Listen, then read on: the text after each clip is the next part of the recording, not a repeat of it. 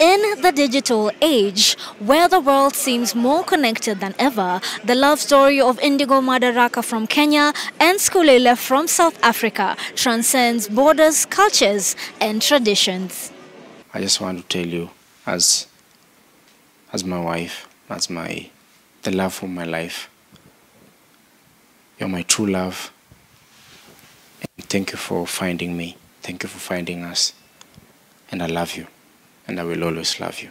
It didn't have to be Kenya. It didn't have to be anywhere. It is what it is. He was chosen for me. It is what it is. Yeah. It could have been anyone. It could have been somebody in South Africa. It could have been somebody in Zimbabwe. But he is the one.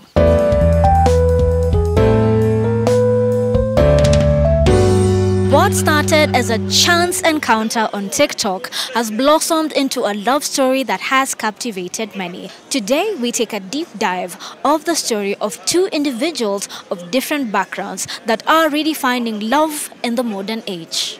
How is Kenya so far? It's absolutely amazing. I'm loving it so much, especially because of Madaraka, but I love Kenya too.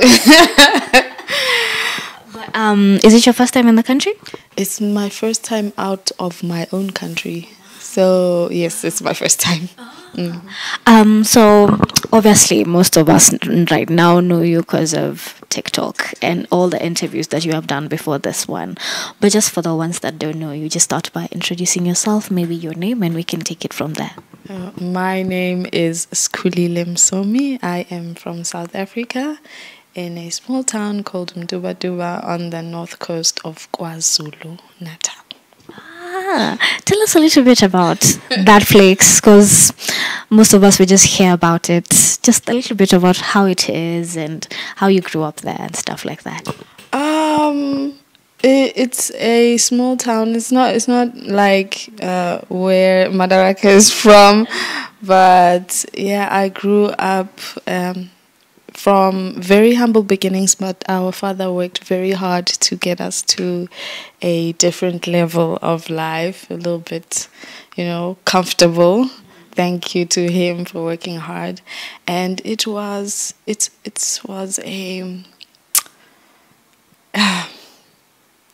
I don't know how to explain it, but a beautiful childhood. I was exposed to both different lifestyles because of the schools that we went to, which is why it's so much easier for me to adjust to Madaraka's lifestyle also. So yeah, that's the kind of life that I live. How are you dealing with all the attention you're getting right now from the media and everything? I know you are on TikTok and there's some attention there, but a lot of attention has come with your story. How is it right now? I think it's overwhelming. For me, even though I used to post on TikTok, I wasn't into so much attention and responding to so many people. Yeah. So for me, I'm still trying to find a way to adjust into respond to all this attention. Yeah. Yeah.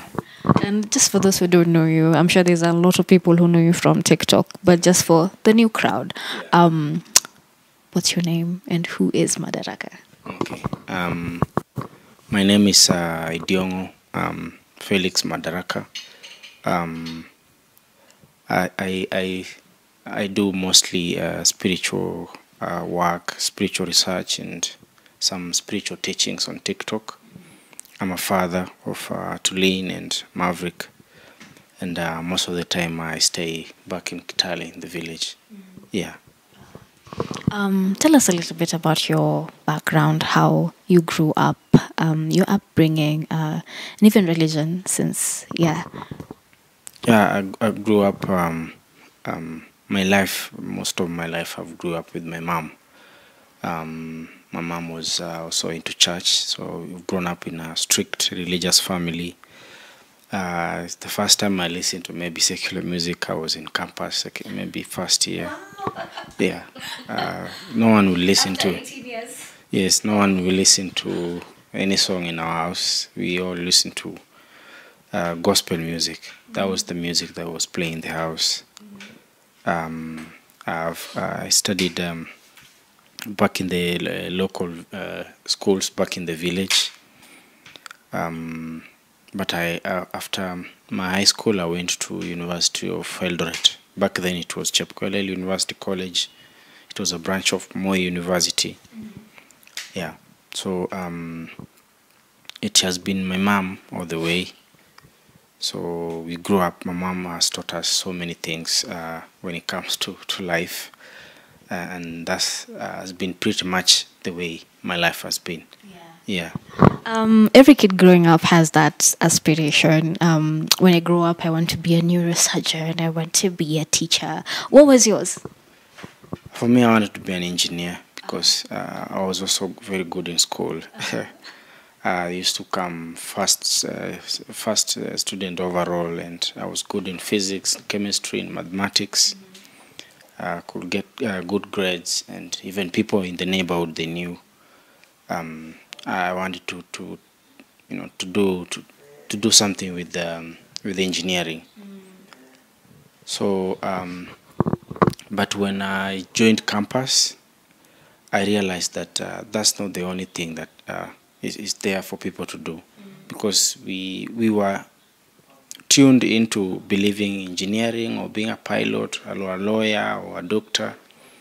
Such things were what the society wanted of us. Yes, but I came to and realized that they were not the only thing that we can do. There were so many other vast areas where we can venture into, and you become someone you really are connected to by yourself. Yeah. That's amazing. And I'm not saying you're not going very many sentences before saying Madaraka. Which is amazing and it's beautiful to see, because this is just it's a feel-good story. Yeah. So just tell us the story of how you two met. We met on TikTok. I was something that you can call his student, a student of his knowledge. I started following him on TikTok because I wanted to learn more about what he was teaching. And at some point, I commented on one of his videos that resonated a lot with me, and he eventually responded, and then we started talking in our DMs, and it grew from there. Yeah. How long did he take before responding? He took quite a while. But he wasn't responding to anyone. I had noticed that he didn't really respond. He would just post, and people would be interacting with themselves on the comments. But I commented that I would like to learn. I would like him to teach me everything that he knows, and I want to learn from scratch everything that he knows. And he responded later by saying noted, and I thought he was shutting me down. I thought he was shutting me down, but he followed me back, and then I saw him messaging me, and yeah. What exactly drew you to writing that first comment? I was going through my own spiritual journey at that point. I was searching for something to make my life more fulfilling. I always felt like there's something missing. Religion hasn't helped me. I've been through so much when it comes to religion, but still there was something missing. And I was always inclined to his type of understanding of spirituality, but I needed to learn, And when I came across his content, his lectures on TikTok, it connected with me in a way where it was undeniable, I must say, because already in my journey I was, how TikTok will keep, the algorithm will give you all that you so I was following a couple of spiritual guides, but instead, when I started to see his content, that's when I could now feel like this is what I need, this is what I've been needing, and yeah. I think I resonate with you on the side of religion and just feeling like something is missing. Where do you think the gap came from for you? Like, where did you get to feel like there's something I'm not getting from this? There are questions that I have that are not being answered from what I'm hearing. That's right. The questions, you know, from childhood. From childhood, I was in. Can I mention the churches? Yeah. I was in a Methodist church. It's called Lutheran, and that's the family church. So from childhood, there are things. There's something that you do in church that you study. If you pass it, then you can become a member of the. It's called the catechism. You have to study it. I just didn't understand that.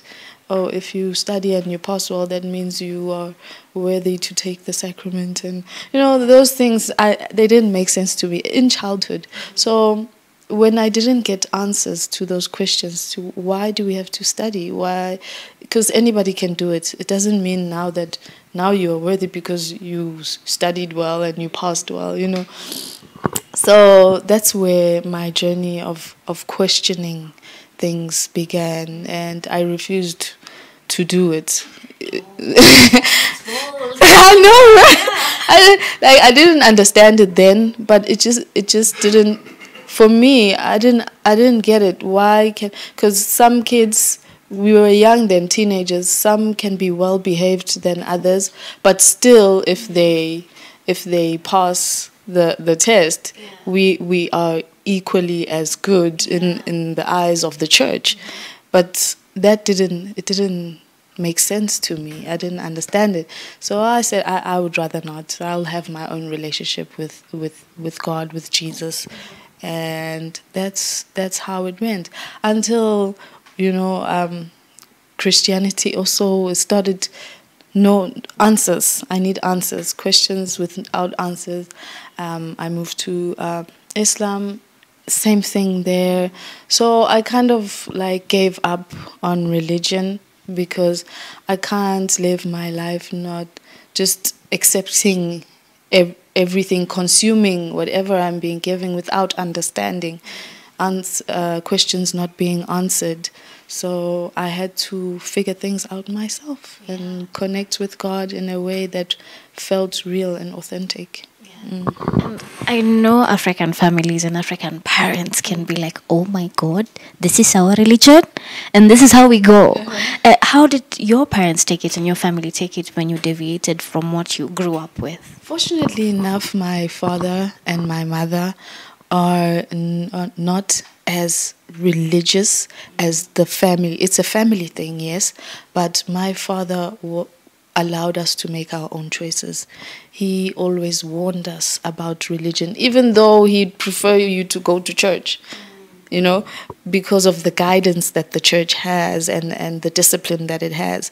But he also made us aware of how the religious systems are, and for him, he preferred not to be there, but he allowed us to make our own choices. My mother is religious, but she's also not in the church space, but she's a Christian. Yes. So for me, that's also helped a lot, even though the rest of the family, I wasn't disowned, but I was frowned upon because I didn't go that direction. It's almost like how christening is. So if you don't go through that channel of getting all those titles in church, it's like you are not part of the family. But yeah, I survived through that. Yeah, I'm okay now. I think they have a better understanding of me now. Awesome. And growing up in a Christian family, the topic of love and relationships, it's put in the back. Yes. It's until you grow that you're like, now you're told you can talk to someone in a certain way. And how was that like for you? Did you have any crushes in school? It was just until you met your wife? Yeah, it was strict, but for me, I don't know how it happened. I don't know if because I once wrote a letter to a girl when I was in high school. But when it comes to ladies, I never used to. I never did it until I was, I was in second year in campus. When I used to have my roommates, they're the ones who they will go and tell some of our classmates that Idiongo has never kissed a girl, Idiongo has never hugged a girl. So we want one of you to, when you see him come through that door, go and hug him, he'll run away. Yeah, so they will do that until I started to, to learn about it. And then that second year as well is the first time I also had a bottle of alcohol. I never knew what alcohol was.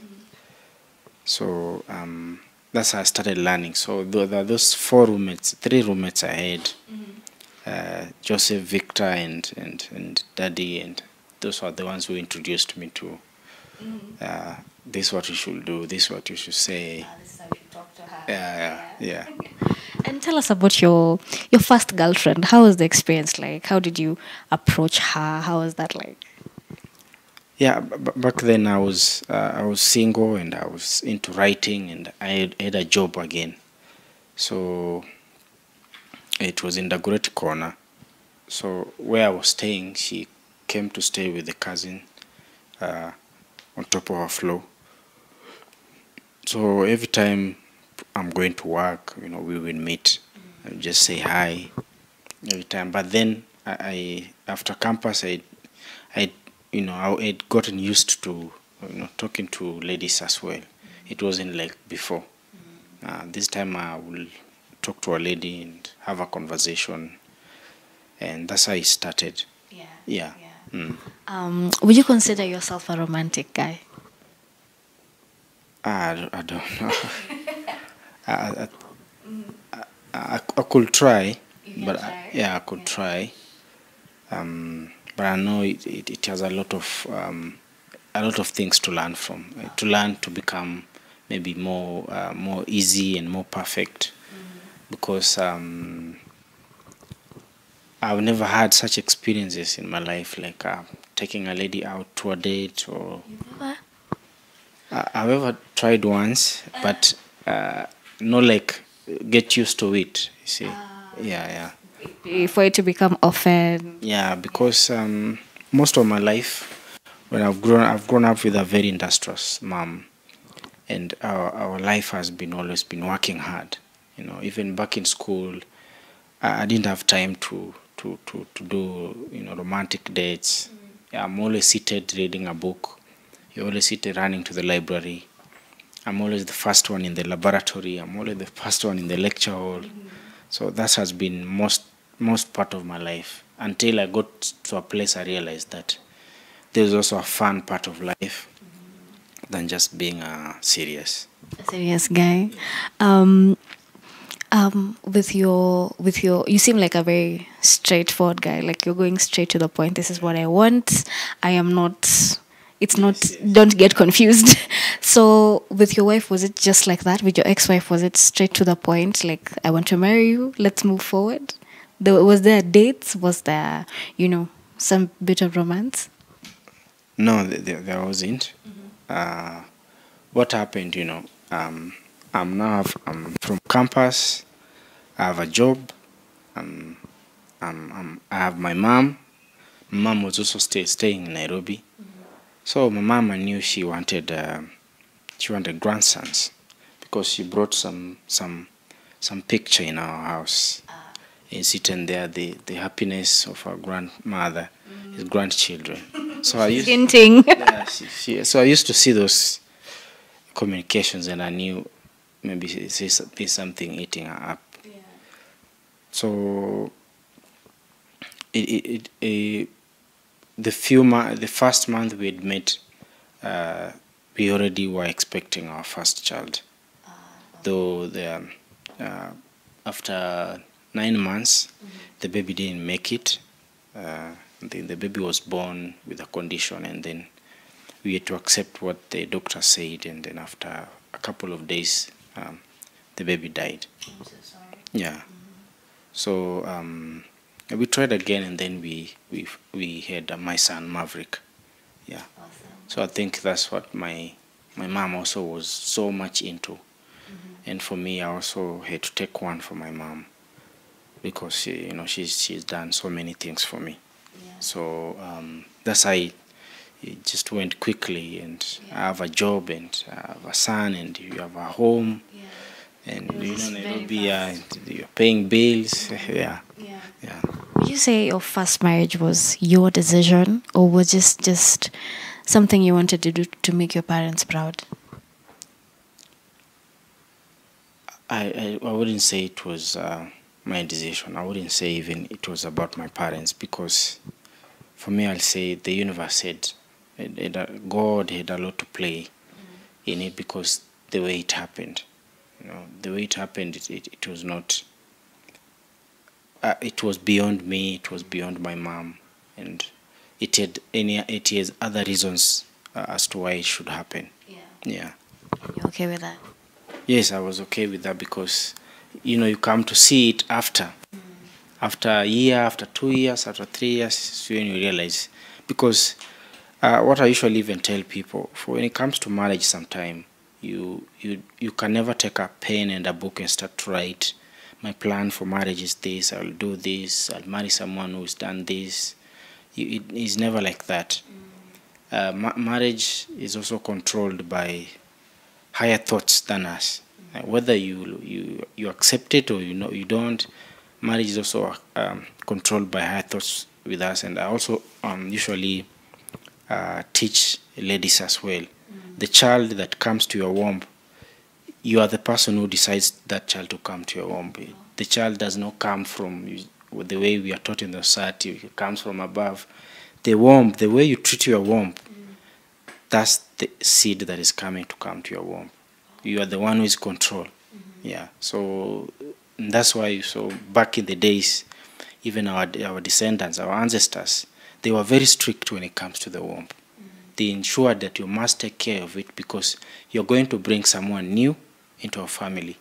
And to bring someone new into a family, you control your thoughts with regard to the womb. So for me, I'll just say I learned quite a big deal from that marriage. And then when the kids were now part of it, for me, most of my time was to ensure my kids are having a good time, and then they have a home with love. And my sacrifice was to see Maverick and Lynn happy. Yeah. It's very admirable, by the way. The end of a marriage is obviously not easy. What would you say triggered the end of yours? For me, before the end of my first marriage, I had already told the mother of my kids that in the next 1 year I want to stop working. Yeah, I want to work on my writings. They are becoming many. I'm writing almost daily, and the more I work, the more my work is sleeping in these boxes. So I told her I'm saving money, so that after 1 year I want to have this money. I give it to you. You can start up a business. I can start up my own place, so that I have time with my books. Then we agreed on that. But when the time came, and I've decided now I'm not going to work, I came home, I explained it to them, I explained to my son, my daughter, but I thought she had agreed to it until the check. Now I made some savings, so I was waiting for the check. So the check delayed, and for her now, she knew I don't have a job. But for her, the responses she started having when you wake up in the morning and whatever she starts to say, those are not the things that she used to say before. sees the conversation she has with the sisters, with the friends, with people, even on social media, I knew she would not make it. So for me, I was just there. I never chased her away. I was just waiting in case she can make a decision and pack and leave. That will be okay. Yeah. Because for me, I'd made up my mind.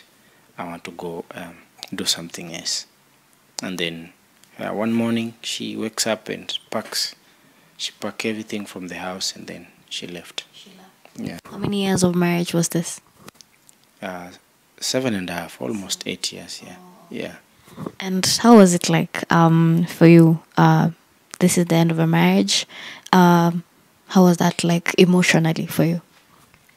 Yeah, at first I was okay with because she had left with Maverick and Lynn. But after 2 days, after 2 days, I had not known that she didn't live with the kids, that the kids were with someone else. So for me, I knew she was with the kids. Even the money I had, I would send the money to her and the sister, thinking that they have the kids. So I will ask, can I speak to the kids? And the kids are asleep, or the kids are in the house. But after like a week or so, I get a call and I'm told, oh, your kids are with your mother-in-law. And I call mother-in-law. Mother-in-law says, your kids are with your mother. I call my mother. My mother says, the kids went in the village. And back then I think I was in Mombasa. So I had to quit what I was doing and took a bus straight to the village. So for me now, I felt so bad that my kids have gone through this through these things. They don't even know what is happening. You are here, you've been told they are with the grandmother, they are with my mother, they are in the village. So I went back to the village and started to help them adjust to all these changes. And for me, that was the most unfortunate part. And I know it has taken long for them also to catch up, to heal from that, and explaining to them what was happening. So Maverick didn't know then because he was still too young. But Lynn at least Lynn knew what was going on. Yeah. And he took it well, finally?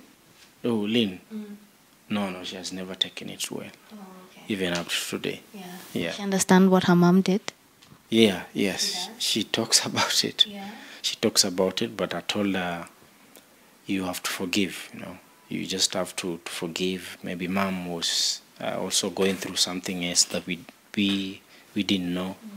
So I've tried my best to tell her, if mom calls, you just take the phone and talk to her. But now their mom never even took that time to apologize to them, or even come and see them, even after. She's never seen them since we broke up. Yeah. So, but I know by now, Lynn at least they've met someone they can lean on. Yeah. So it somehow getting out of their mind.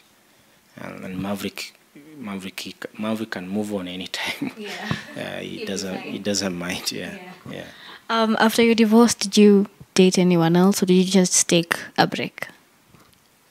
I did not date. Yeah, I did not date. I wanted to try because of Maverick and Lynn.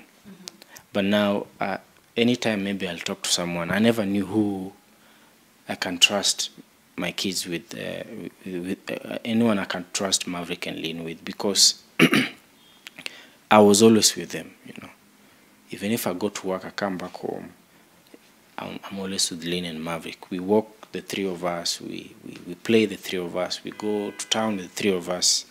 And I wanted someone who can come in and just be part of it. And it is not easy when it comes to Nairobi, because however much there's one day I met another lady.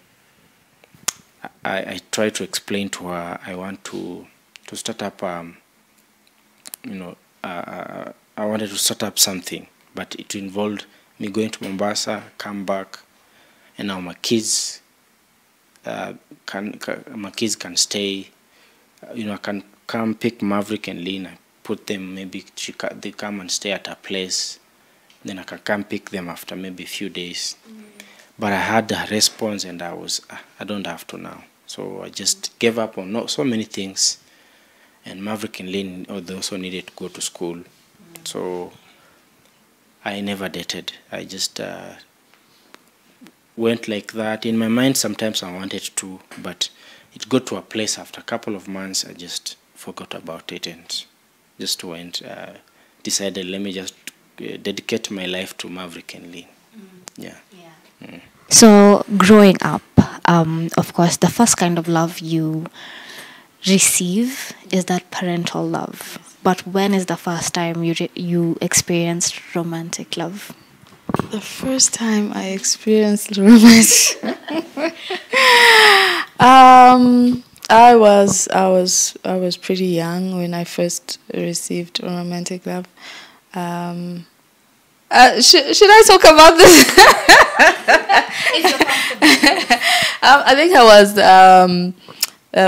I was very young. I was about 2 years younger than my age in terms of school moving level. So I entered school very early. So I was probably about 11, turning 12 in high school. And my first experience, because I was a tomboy, yeah. Oh my God, we can't even see that now. You can't see it now, but it was.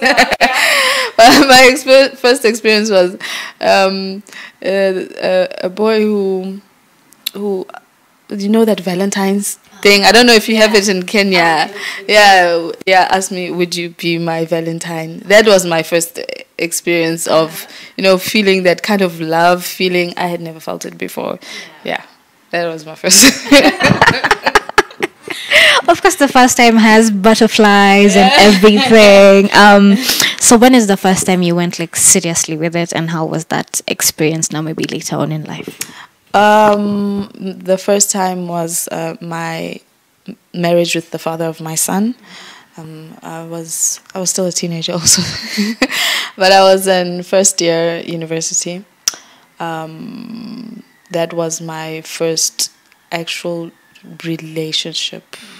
Yeah, and that was my first experience. I looking in retrospect now, I thought it was love, but now that I'm grown, it was definitely not even close. What would you say are some of the red flags that you should have you see now that you didn't see then?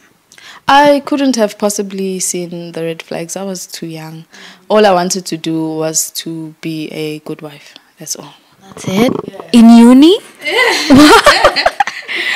And did that affect your studies in any way? No, as soon as I fell pregnant, because I was in second year when I fell pregnant. As soon as I fell pregnant, I was told that okay, I should come back home, have the child, and I'll get an opportunity to go back to school. It never happened.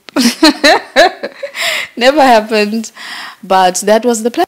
So, I just wanted to do good after obviously disappointing my father and my family by falling pregnant. So I thought to myself, if I can just be a good wife, I'll get, yeah.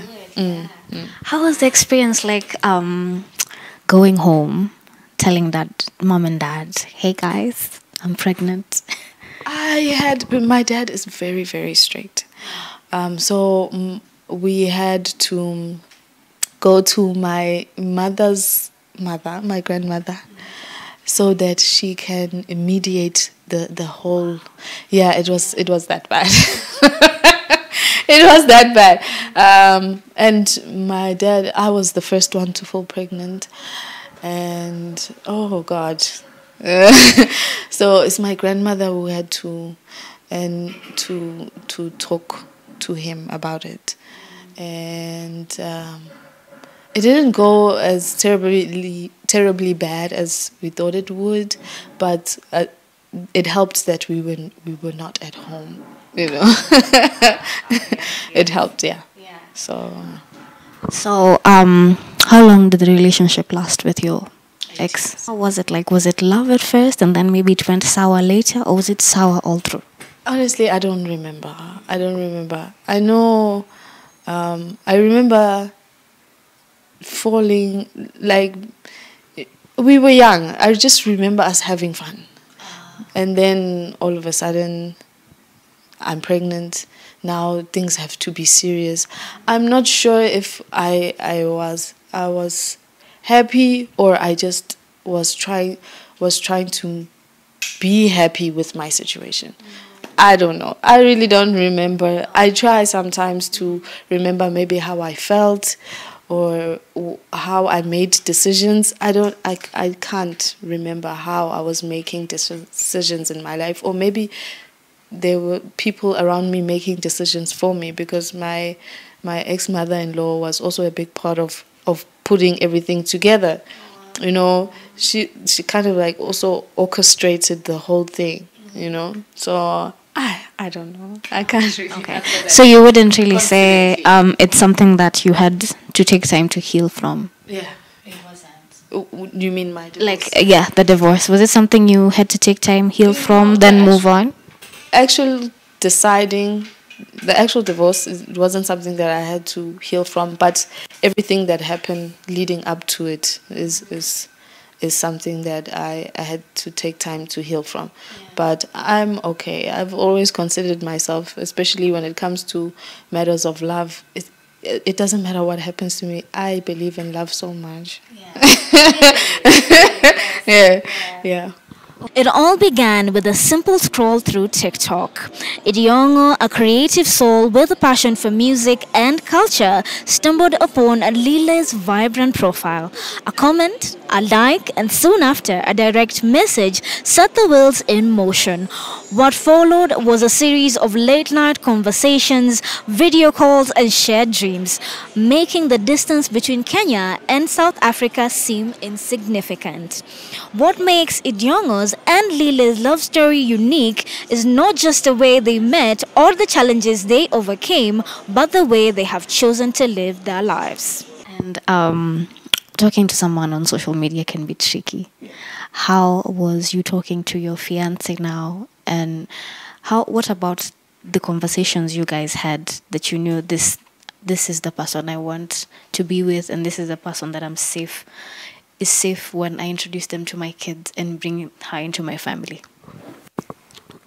The conversations were heavy, and were intense, and they were very fast, and they were very too many.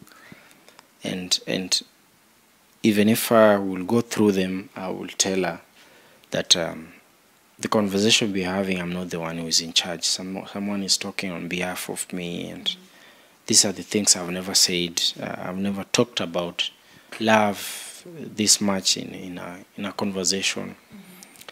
And so when we started having those conversations, she had mentioned her heart desires, because I had asked her, do you have heart desires? Then she said, yes, I do. Then she mentioned them.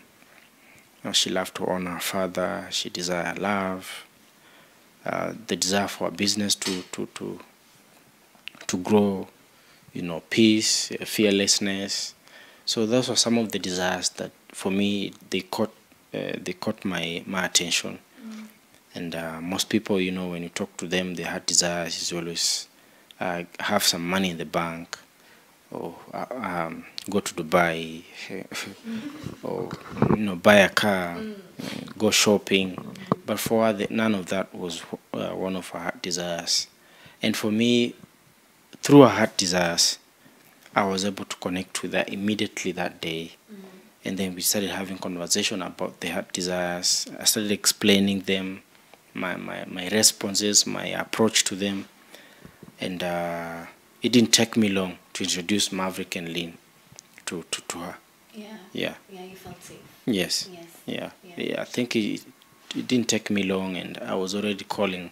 Maverick and Lynn were at their grandmother's. I called them and told them, I've met someone. Oh. Yes. Yeah. And they're like, who? And then I told them, she's called SKHULILE. And that very first day, they remembered the name. Once the first day I told them SKHULILE, The next morning they were like, where can we talk to SKHULILE? And I told them, I'll let her know. If she wants to talk to you guys, she will call you. Yeah. And immediately everything changed, and they wanted to talk to her every single day. Yeah. And she mentioned that you were ready, you wanted to go to her parents, and it was it's a beautiful thing. Are you still ready for that process? Yeah. We actually, the reason she came is for us to sit down, discuss that, have some concrete decisions about what we're going to present to our parents. And for me, I was ready to meet her parents, but I didn't know. I thought it's being done like here in Kenya. You know, here in Kenya, you can go meet a lady's parents and you'll talk to them. Yeah. But when it came to South Africa, that's not the case. In South Africa, they have a procedure, and you have to go through the mother first. After mom talking to dad will give the response to mom. Then you'll find a way, and you can't go alone. You have to carry along with you some of the people you trust, some of the people who know you, your uncles. So for me, I was ready, but now she's here, so we're going to work on a few plans, and then come December or early January, we'll make our journey down south. Yeah. That's amazing. That's amazing. And just looking at your previous marriage to your now fiance, what would you say are some of the biggest differences you're noticing between the two? Her level of humility. You know, I've never seen. It is amazing. It is outstanding, exceptional. Her level of humility it has changed my perception of marriage and union and relationships. And for me, I will really say that that's how people should approach marriage, should approach relationships. And she's extremely honest. And for me, I've tried, even in my previous job, I've tried lying, you know, telling a lie so that you can have your allowances paid. You know, and when you tell a lie, you get paid. There's no one questioning you. There's no one asking you, oh, what happened? Did you work or do you not work? But I used to find out that the more, when I go to work and tell the truth, I run in trouble. My allowances are delayed, or they're deducted, or they say you don't work, or you are lying, but you've told the truth. But the more you go and come up with a fake receipt, your work is perfect. So I realized that I was working also in a place where I have to use lies to keep my job, and then go back to the house, and then I'm also in the house also, you know, keeping up with the lies as well. And for me, I'm a very honest person. I could lie maybe once or twice, but lying is never part of my habits. So I've come to realize she's a very honest person, and that's one of the most important things I would say. It's also we've embraced in our marriage. Yeah. Would you say honesty is the biggest component of a good relationship, or just what is, in your view? Honesty must be one of them, because when you're honest to a person, you're being honest to yourself. Because if I tell you the truth, you're the first person to listen to it before it gets to you. And our mind knows what honest is. Our mind knows the truth. So if, for example, someone calls you, or someone calls me in this house right now, where are you? And I tell them I'm in town, and I'm in the house. My mind knows I'm in the house, but my mouth says I'm in town. That one also has an effect on you as a person, because whatever comes through your mouth has to be in the same frequency with what was happening in your mind, because the mind doesn't care. The mind doesn't care if you know what you're saying or if you don't know. But you can't pick up a phone and say, I am in town, and you're in the house, and your mind knows this is a television, this is your couch, this is your house, and this is not town. But you said, I am in town. because your mouth is the one that said, I'm in town. So whatever is happening within you is supposed to also be what is happening in your mind. And honesty is one of the things that our society has decided not to embrace a lot because of what we feed on social media, on newspapers, on magazines, in films. So honesty is one of the best ways of building our relationship, is one of the ways of approaching the universe, because even the universe itself, these tones, these tiles, this scotch, these colors, the lights, the insects, the birds, they are all honest. Yeah. There's no anything else, there's nothing, you can never see a lie. So we are the ones who are running away from God. We are running away from the universe by embracing lies. And apart from honesty, people also, we should learn how to be authentic selves.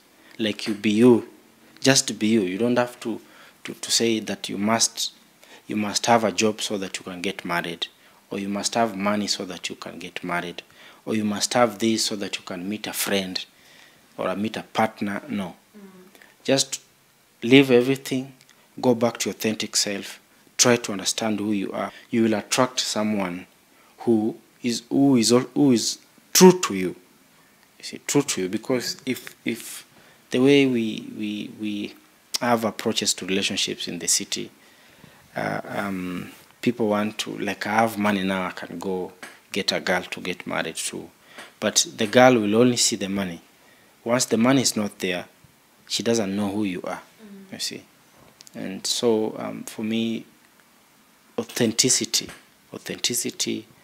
honesty, and some of them, there are some other important things like sexual purity is also one of the most important things when it comes to a sacred home, a divine home, sexual purity, and connecting with nature. Connecting with nature is one of the places where we get more answers to who we are, to what the universe is, to what marriage is, to what raising a home is, than chasing money here in the city. Yeah.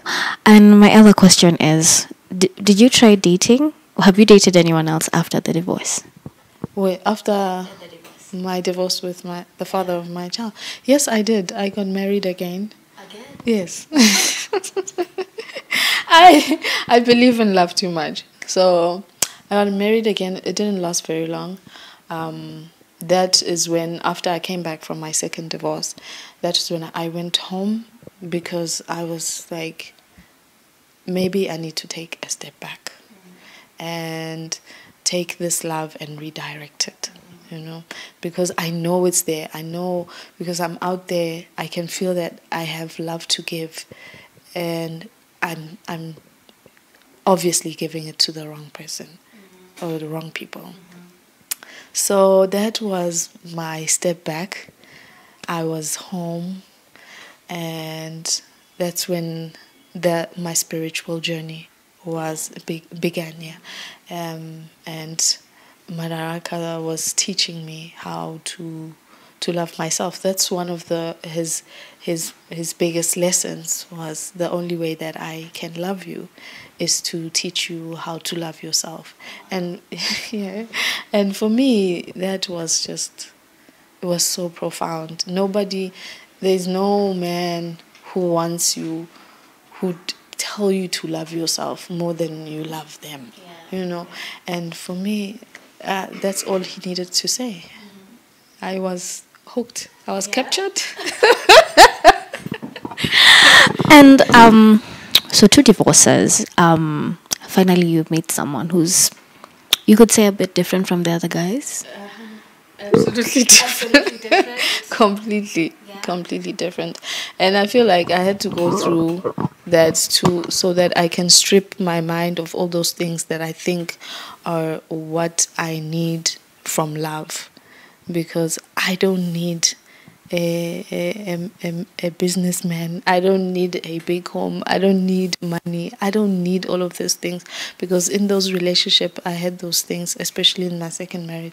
I had everything, a successful husband, but lies, lies, and oh my God, I don't want to go into it too much, but you realize from experiences, though I've realized from those two marriages what love truly is, what I need to feel to get out of love, and how it is to be loved, to what true love really is.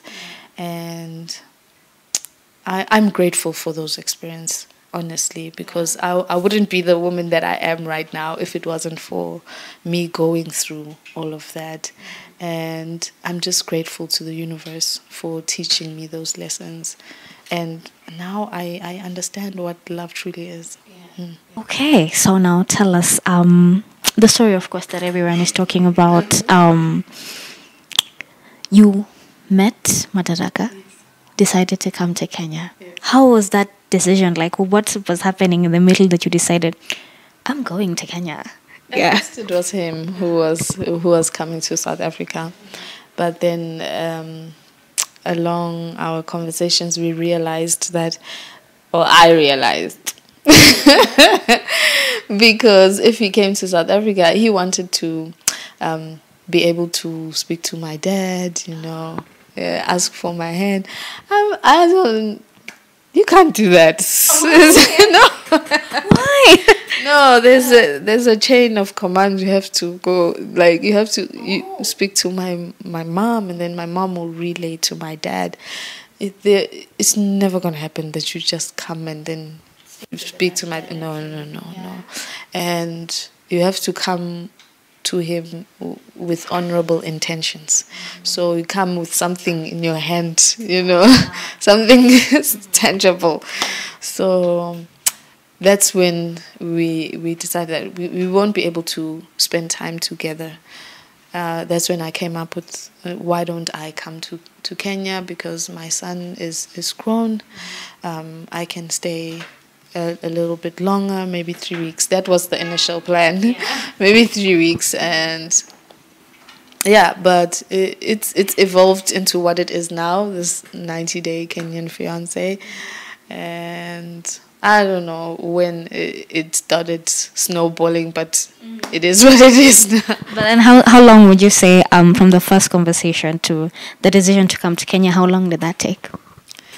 I can say maybe 2 weeks, 3 weeks. No, I don't know. I can't be sure because we had like seasons in the way that we were having our conversations, how we were interacting. We spent a long while on TikTok before even talking on the phone. Probably a month or so on TikTok. Without moving to WhatsApp. He didn't even have WhatsApp. He had to download it for me. And his first phone call, he asked me to marry him. He asked me, would you be my wife? I said yes. Oh my God. And that's how you were engaged? Yes, instantly. That was the first time I actually heard his voice on the phone. He asked. Wow. He does not waste any time. No. And how was that like for you? I don't know. It was almost like what took you so long kind of feeling. I don't know why, but there's something about our connection that is guided by something beyond us. Because even our conversations, sometimes when we go back and read them, it's unbelievable, the way it's almost like we either being puppeted or we've been lovers before, and our mission in this relationship is that we want to figure out what is going on between us, because we know, we can feel it, we see it, we can see the proof of how powerful our love is, but we need to figure out why is everything happening this way. And we're excited to find out. Yeah, it's amazing. It's amazing to be in love, and especially with someone that you know. And She mentioned that in your first conversations, you taught her how to love herself before being loved by anyone else.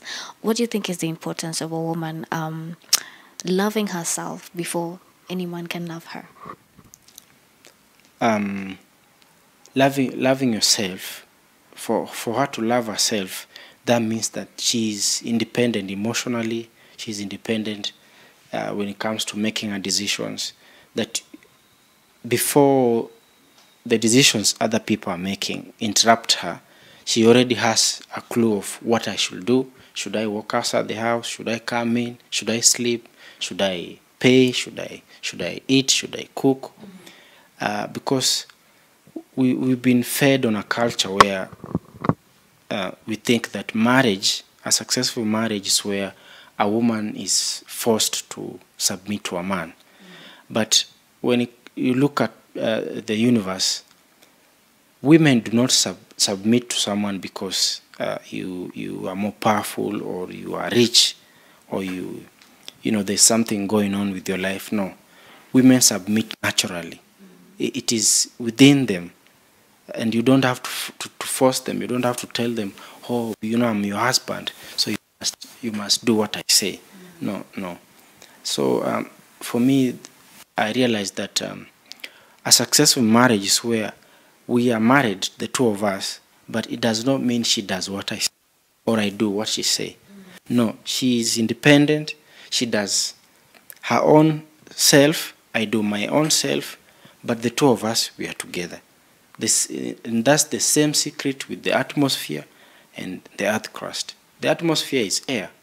It is different from the earth crust. It's solid with soil, but they are attached to each other. They are moving 24/7 together, but they are not the same. But if you go down very keenly, you realize that the atmosphere and the earth crust, they are just the same. But you can't see it. But because for us, of where we are, I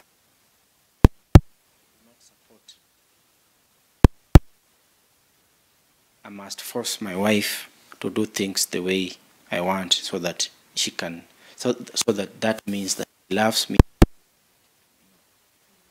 It does not work that way, because that way you would be bringing more trouble in your house.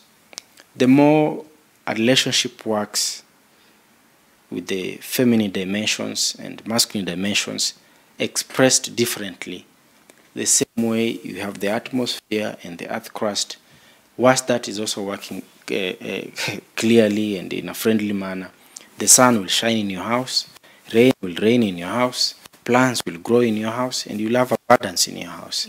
Yeah. Very, very profound. Very profound. I think I may not have known you before, but I feel I sense some peace in you. So I think hopefully that time's the charm. Yeah. So of course, coming into this relationship, it's obviously a blended family. Yes. How is it like with the kids knowing each other and you just being now in his kid's life and maybe your son maybe meeting him? With Lynn and Maverick, his kids, it's absolutely a blessing.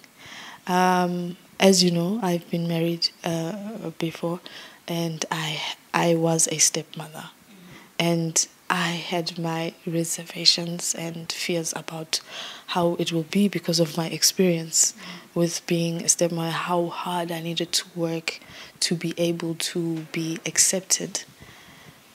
And I was afraid, but just from communicating on the phone all these months back in South Africa, I was eased.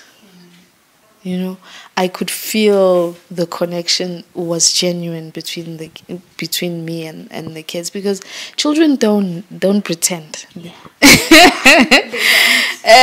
Even if Madaraka could say, "Oh, say hi to SKHULILE," they say hi, mom, from themselves. Like there are no instructions. Even if he did instruct them to do anything, you can tell from a child's body language if it's something they don't want to do or don't feel like doing.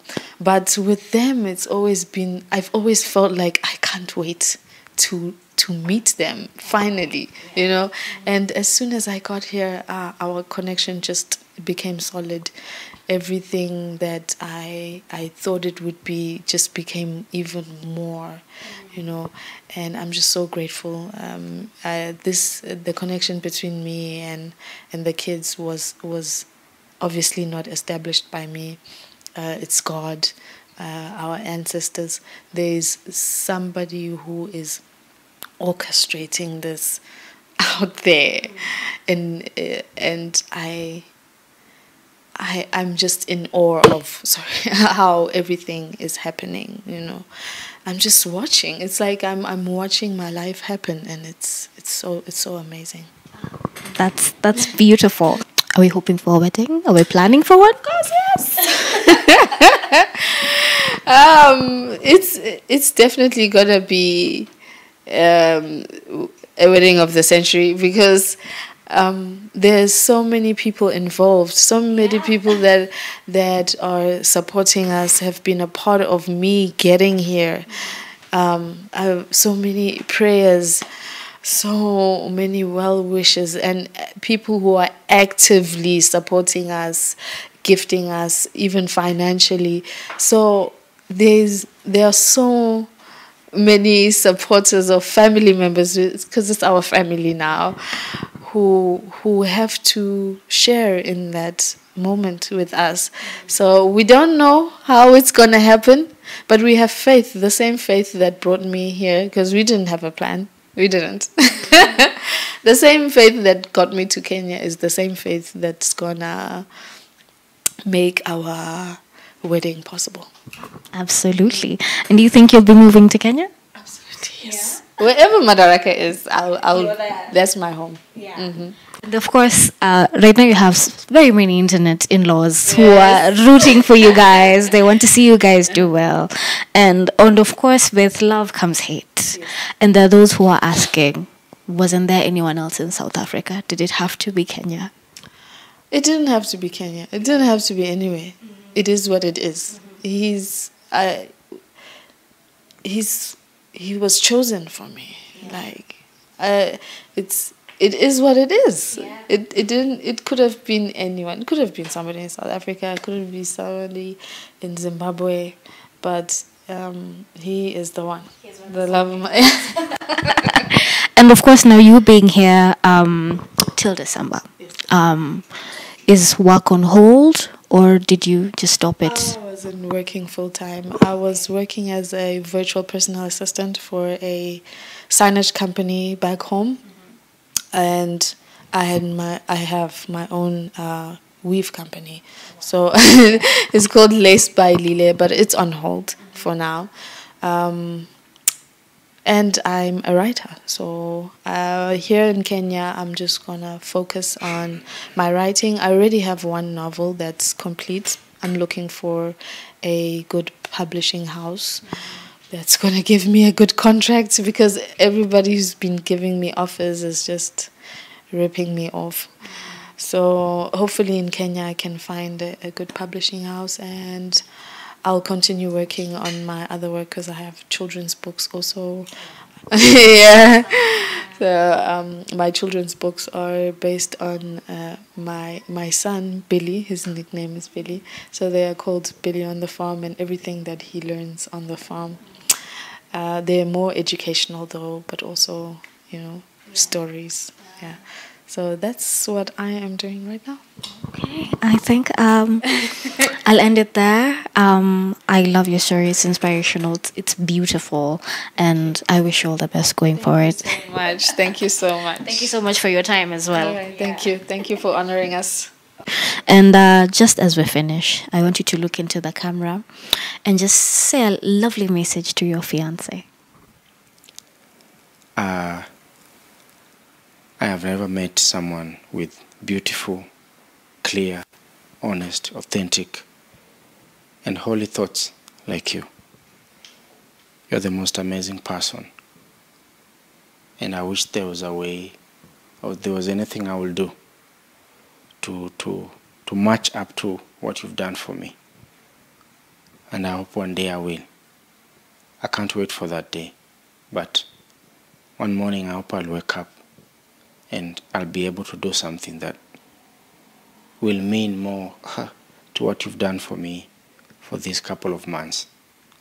I just want to tell you, as my wife, as the love of my life, you're my true love. And thank you for finding me. Thank you for finding us. And I love you. And I will always love you. Thank you. Awesome. The love story of Madaraka and SKHULILE is a reminder of love knows no boundaries. It is a celebration of love in its purest form, unconditional and transformative.